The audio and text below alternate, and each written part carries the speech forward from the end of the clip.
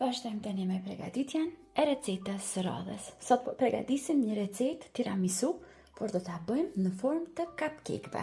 Bëhen shumë shpejt dhe lehtë. Ju sugjeroj t'i provoni nëse keni mysafir dhe doni që të impresiononi ata. Gjithçka që ju duhen janë biskotat Savoiardi, të cilat I përdorim për tiramisu, dhe pak espresso ose Nescafe të zezë Gold, të cilën do ta tretni me ujë të vakët. Mos e bëni shumë të nxehtë, sepse do t'ju çullen biskotat. Tani biskotat të ndara kështu në gjys, I vendosim në kafe vetëm për 1 sekond. Vetëm 1 sekond në Nescafe dhe në një formë për muffins vazhdojmë që t'i rendisim biskotat në formë të lules.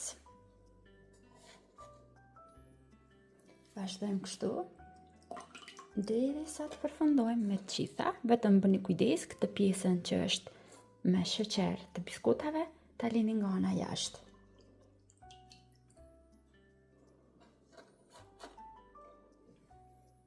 Pa kështu duken, pasi I kemi renditur të gjitha në tepsim për muffins, tani vazhdojmë që ta përgatisim kremin me të cilën do t'i mbushim brenda. Kremin do të kemi nevojë për qumësht dhe zakonisht kur përgatis ëmbëlsira, zgjedh që qumshtin ta përdor me yndyr pak më të lartë dhe unë zgjedh këtë me 3.3% yndyr nga marka Pënar. Mund ta gjeni në të gjitha supermarketet më të mëdha.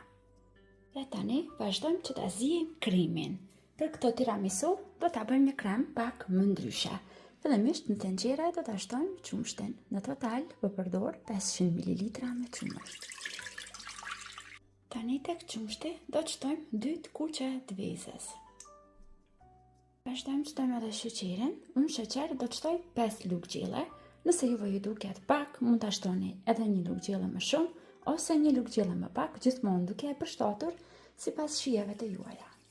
Ajo që do ta trosh këtë solt është një shestja. Në total do të përdorim 2 lugë gjelle me një sheste. Shtojmë edhe pak aromë vanilje, mund shtoni lirisht edhe vanilë sheqer. Dhe tani vazhdojmë në zjerje. Në zjarr mesatar, duke e përzier mirë dhe duke I qëndruar afër, e ziejmë kremin dikon për 5-6 minuta, derisa të fitoj trashësinë e dëshiruar. Dhe pas 3-4 minuta zjerje, pudingu është trashur, ka fituar trashësinë e dëshiruar, e largojmë nga zjarri. Edhe të pudingu valin nxehtë, do të shtojmë çokoladë të bardhë. Në total çokoladë të bardhë do të përdorim 40 gram dhe unë po përdor çokoladë të bardhë për gatim, nga ato që nuk janë shumë të ëmbla. E shtojmë te kremi dhe nga nxehtësia e kremit, çokolada do të shkrihet shpejt, thjesht vetëm përziejmë. Pra nuk do të përdorim margarinën në këtë recetë, por do ta përdorim çokoladën si ngurtësues.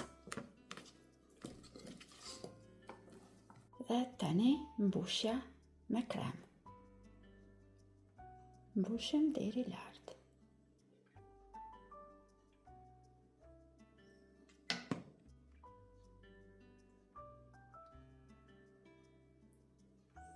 Pasi kemi përfunduar tani duke e shtuar kremin në të gjitha pjesët e tiramisus, sipër do t'i mbulojmë me kakao në pluhur. Ju sugjeroj që t'i provoni. Jam e bindur se do t'ju pëlqejnë shumë, një mënyrë shumë interesante për ta përgatitur tiramisun. Dhe tani, gjithçka që duhet bëjmë është që të lejojmë që tiramisu të ftohet në frigorifer për 1 deri në 2 orë, derisa kremi të shtrëngohet mirë dhe janë të gatshme për të vazhduar dhe për t'i shijuar.